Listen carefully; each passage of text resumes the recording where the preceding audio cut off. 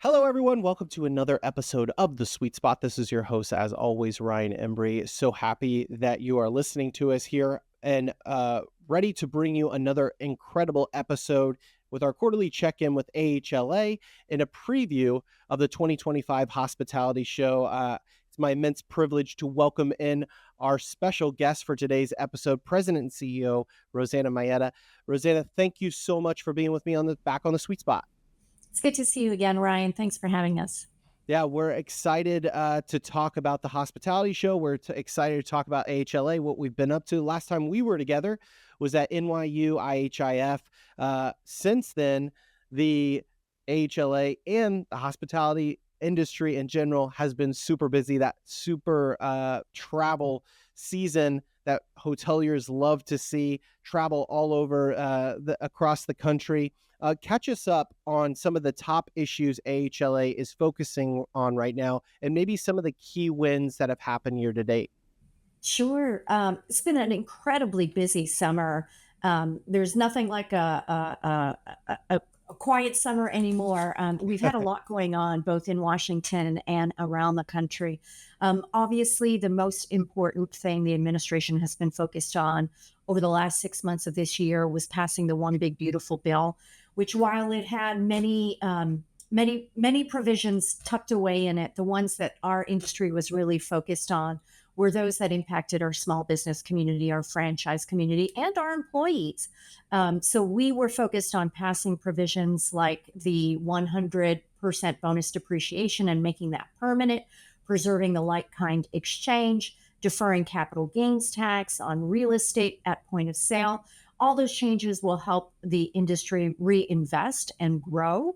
But we also helped to promote the no tax on tips, which will support 800,000 employees in the industry who benefit from tips. And so we're working on what that guidance actually looks like once that detail is developed, and how and educating our employers on how they can roll that out to their employees, but also provisions around overtime and child tax credit and family medical leave. So all of those things were really important to our industry. And so we were really pleased to help get that over the finish line.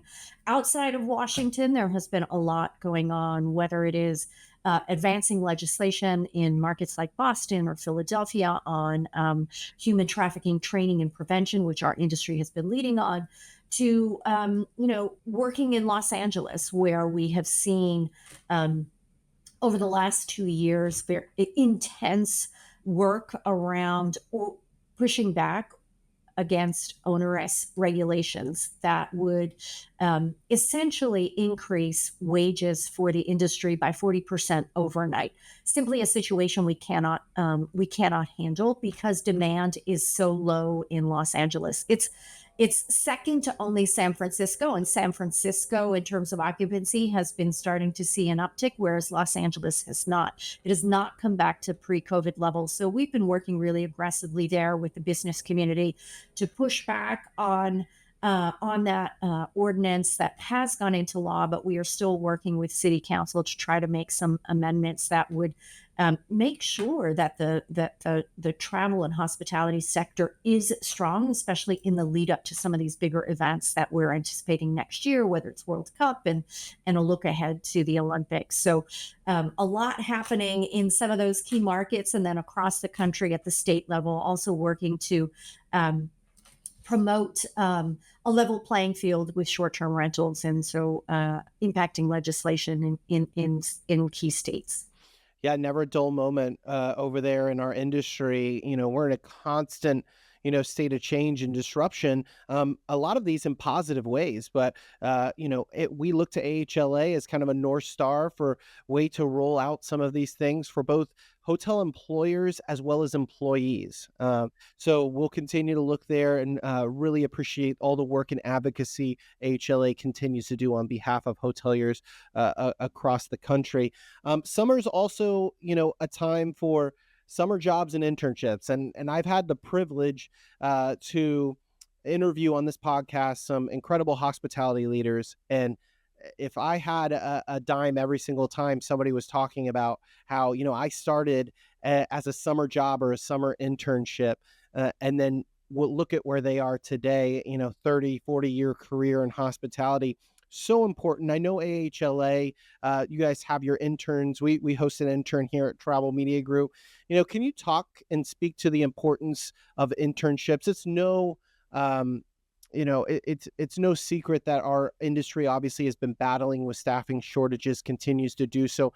How is internships and hospitality mentors, how can they play a role in helping young people see a career in hospitality?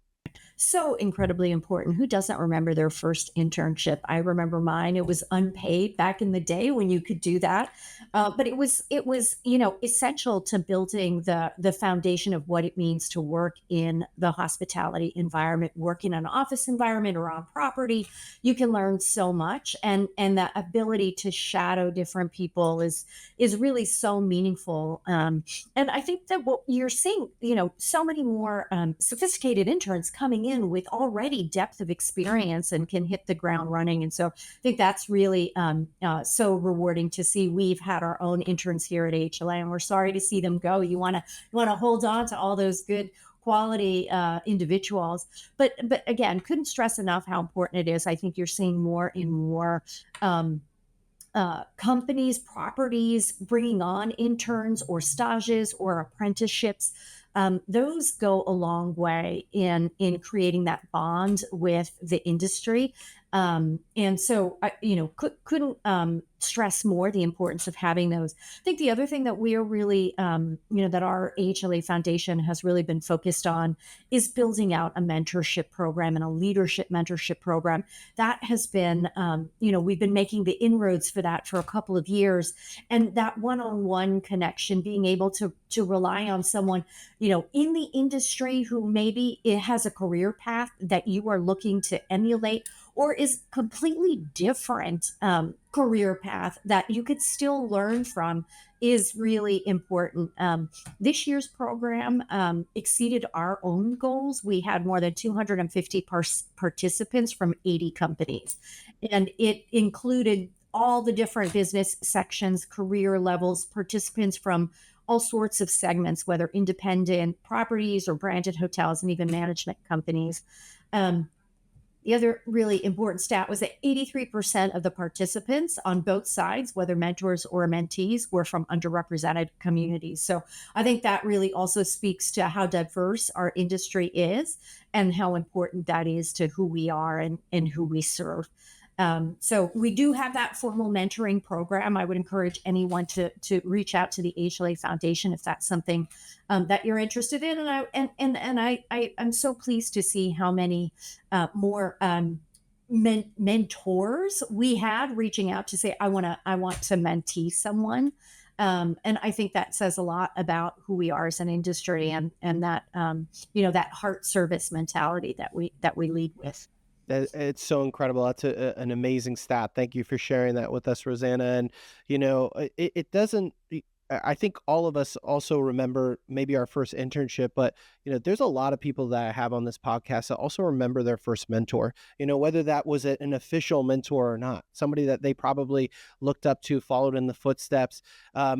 Management companies, brands during this time. I will say, I know it's been tough with staffing, but they've gotten really creative over the last couple of years and looking for more resources. And this mentorship program that AHLA provides seems like a great outlet to, go in there and try to find, because a lot of, you have an incredible stat that you share about those frontline workers that end up being GMs. Do you have that at the top of your head? I believe it's 53%. Yeah. It's absolutely incredible. And there've been so many times where you talk about, just finding a career through hospitality. We're fast approaching National Hotel Employee Day, September 1st. Everyone get your social media profiles ready for that one, posting on that day. Over 2 million hotel workers in America. It's absolutely incredible. You spoke about some of the mentorship ways, but what are some other ways we can kind of encourage people to, share some incredible stories? I know at the hospitality show, one of my favorite places, is the GM of the Year awards, and kind of recognizing those. How can we get those stories out there, get more people participating in our workforce? Sure. Well, and a Hotel Appreciation Day or Employee Appreciation Day falls on Labor Day this year. So fitting. So also, doubly special. And you're right. I mean, our general managers are so critical to telling that story, and we really view general managers as the best brand ambassadors for the industry, right? Because so many of them have, as we noted, started in entry level positions and have risen to running, major properties, running teams, um, moving around the country, really have a full holistic view of what the industry has to offer. So we are, we're doubling down on our outreach to general managers, trying to grow that network, trying to get them also more involved in both the storytelling, but being the ambassadors, whether it's meeting with members of Congress when they come to their properties or engaging in local city politics and being leaders in the business community. That is so much um, more relevant when they are talking about how policies at the city and state level impact their employees, their business, their ability to grow and expand that sort of supply chain that depends so much on the hotel industry. So really, I think that is one key way that we're really focused on that. But we're also trying to expand our network in major markets around the country that are heavy destination and tourism cities to develop that business community where we can really be talking about and leading when it comes to hospitality and talking about the benefits that the hotel and hospitality industry brings to cities. I still think that despite how much we contribute to local, city, state, national economy, there really isn't a direct correlation in a lot of people's minds. And so you're gonna see more coming out of AHLA in terms of reaching out to media, telling that story more broadly, really talking about the importance of the hotel industry. It's incredible. I mean, it's the backbone, of a lot of these major markets that are hosting events. Like you said, we've got the World Cup coming up. We've got the Olympics right on the horizon as well. A couple few years ago, Taylor Swift and her tour. What would those events be without hospitality workers, right? So, and the role of a GM has certainly evolved over the last couple decades. Such a comprehensive role now, and undertaking. Is such a skill. I admire all the GMs out there and what they're able to do. In the role that they're doing. And that's why things like the hospitality show, I think, are very, very impactful. And I want to switch gears to the 2025 hospitality show. We're going to talk about that. A few weeks ago on the podcast, we hosted Alexi Kajabi of QuestX, and he really spoke to the special partnership, AHLA and QuestX, obviously the two organizations behind the hospitality show. How has that relationship evolved, Rosanna, and help grow the hospitality show to, it was just recognized again by multiple awards, by the Fastest 50 Grand Awards by Trade Show Executive. So already highly recognized show in just its third year. It's really in its infancy. Yeah, I mean, it's crazy if you think about it. I mean, typically these types of shows they take years and years to gain that type of following. I mean, Yeah. QuestX has been a phenomenal partner. Alexi, at the helm with Paul and the great team there. It's truly been a real sort of melding of the minds, so to speak. Coming together to really understand who our audience is. I think we are able to bring that. They have depth of knowledge in running a flawless show at that scale and size.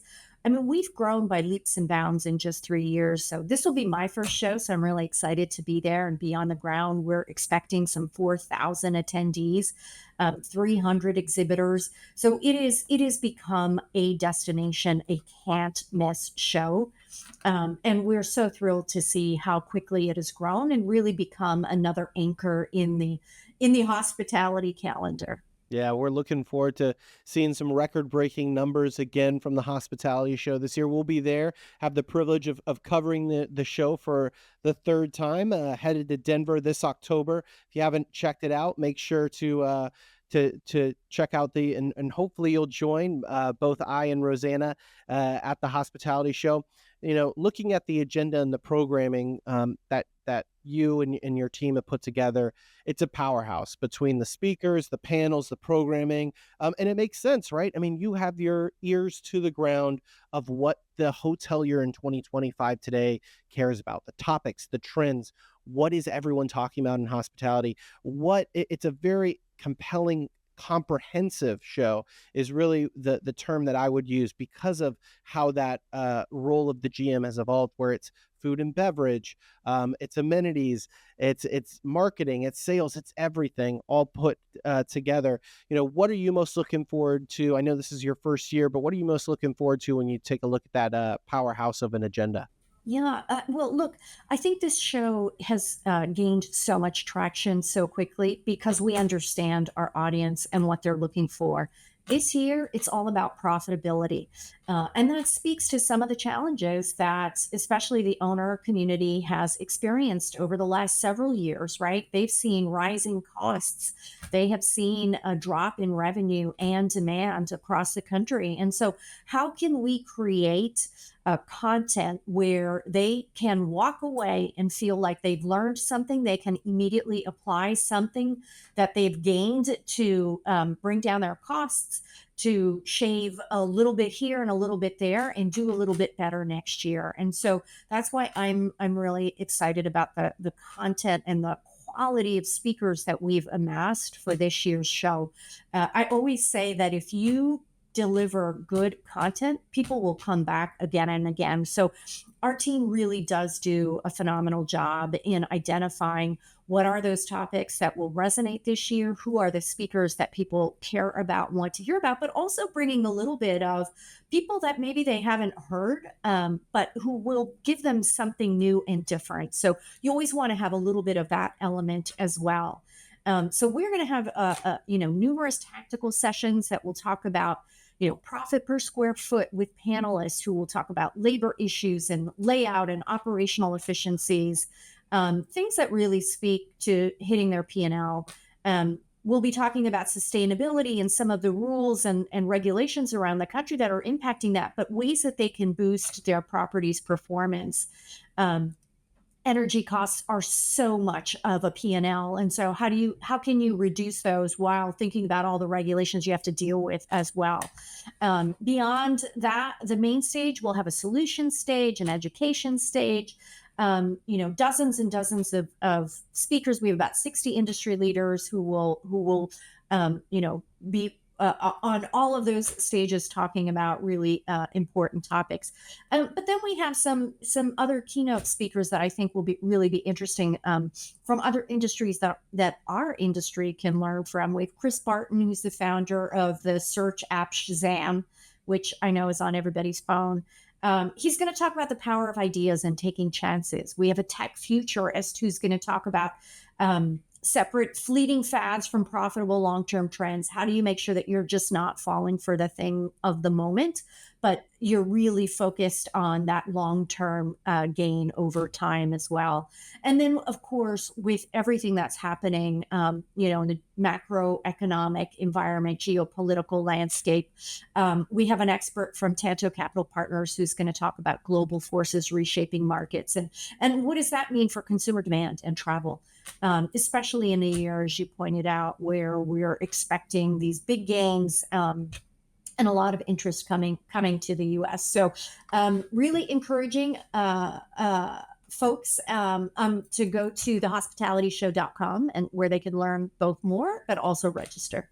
Yeah, it's really comes at a perfect time, Rosanna, because I think right now, like you said, profitability margins are slim right now. It's challenging out there, and hoteliers are just hearing all this outside noise from a lot of things about maybe the macro environment that you were talking about, but it's also a time of disruption, right? Where they're hearing that all of this AI and technology is really going to make them become more efficient. So I think a lot of hoteliers have this like kind of FOMO of like, am I not taking full advantage of this and or of for my business? And I think places like the hospitality show, events like the hospitality show, where you can talk, network with your peers, exchange ideas, hear what people are talking about, really kind of puts you at an equilibrium and really calibrates you and says, okay, this is outside of the noise. This is where I need to be focusing. This is the newest and best technology that I can be using for my business. Puts you in a position for success. So along with the hospitality show, the major one that happens October 2025, you actually have regional hospitality shows that happen throughout the year across the country. Rebranded a couple years ago to the hospitality show. I always like to ask about these because I think this really gives a solid pulse of the hotelier today without that outside noise that we were kind of talking about. What's been your experience this year talking to hoteliers on the ground, and how do you think they're feeling sentiment wise heading into the fall and winter, which are typically slower months? Sure. Great question. And you're right. I mean, the regional shows have really allowed us to get that pulse check on our members, but also introduce them to some of the advocacy issues that we're dealing with Sure. in their own communities. And so bringing in local leaders, members of Congress from their district that they can have that interaction and engagement with, because it has to be a two-way dialogue so that our members can also share some of the concerns that they have with people who are making their rules and regulations that govern our business. They've been incredibly important. And I will say this has been a tough year for a lot of our owners and our franchise communities, our small business owners. Again, demand, depending on where you are, sometimes, if you're on the upper East Coast, you're seeing a drop in travel from Canadians.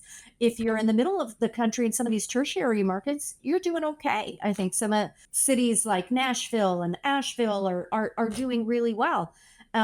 But that's not been the case everywhere. And so I think, there has been a lot of concern about how some of these rising costs are really impacting business and that bottom line. And so that's what we're taking all of that information both into our advocacy efforts, but also into thinking about how can we create a show that will address some of these challenges and burdens that people are experiencing. At the same time, this is an incredibly resilient industry. And you will hear that time and time again from anyone that you talk to, and certainly brand leaders, but also owners. While they're recognizing this has not been a terrific year, they are still expressing a lot of hope for the future. Yes. Yeah, and that's what really where we like to wrap up and end our episodes here, Rosanna, is kind of looking into that hospitality crystal ball. And I think AHLA does a fantastic job of really bringing to the forefront those issues that are going to impact your business. And we sometimes attend these conferences and you hear some of that outside noise, and it really gets you center at what is our focus, what are you advocating right now, and what AHLA is kind of keeping an eye on. What does that look like for the rest of this year going into 2026? Sure. Well, we're going to come back and hit the ground running after Labor Day. I mean, Congress has a looming debt ceiling to negotiate and deal with. So we're keeping our eyes on that. We're expecting to hear a little more about some of the decisions around the tariffs and how many deals have been made. What are the details of those deals? So I think some of that certainty and will bring added clarity to the industry. I think, you have seen a sort of a stalling of some development because of that uncertainty. So hopefully you'll see that tide turn going into next year once some of those deals have been announced and people understand what the impact will be on costs of building and new development. So we're keeping an eye on that. Of course, H2Bs is something else we've been lobbying on very aggressively this year. That is always, staffing challenges are always a challenge and have been an issue this year as well. So we are working through all of that, making sure the administration understands how important that is to our industry in particular. And again, at the state and local level, continuing to fight for a level playing field. Sessions will start opening up again. So we're going to hit the ground running there. But as we look ahead to 2026, midterm elections. So for sure, Washington and outside of Washington will really be consumed by that. But it's a World Cup year, so I think that there's a lot of a hope for travel coming back at higher levels than we saw this year, and people are preparing for that. And there's a lot of general excitement around the industry for those events. Yeah, it's great to see. And, 2026 will certainly be the year of the international traveler coming back, and hopefully seeing all the incredible hospitality that our country has to offer. So we appreciate you, Rosanna, being here on the podcast and talking to our hotelier audience about the important issues and all the advocacy work you and your team are doing at AHLA. So thank you. We appreciate that. Any final thoughts before we wrap up today? Look, want to thank you for putting a spotlight on our advocacy issues, but also the hospitality show. We look forward to seeing you there. We hope many of your listeners and viewers will join us there. It's going to be a great way to both wrap up this year, but with a look ahead to what's to come. Yeah, we're excited about that. Hopefully, we can catch up there in Denver, Rosanna. Thank you for joining me on the Sweet Spot here today. Thanks, Brian. Thank you for listening as well. We hope to see you in October in Denver at the 2025 Hospitality Show, and we'll talk to you next time on the Sweet Spot.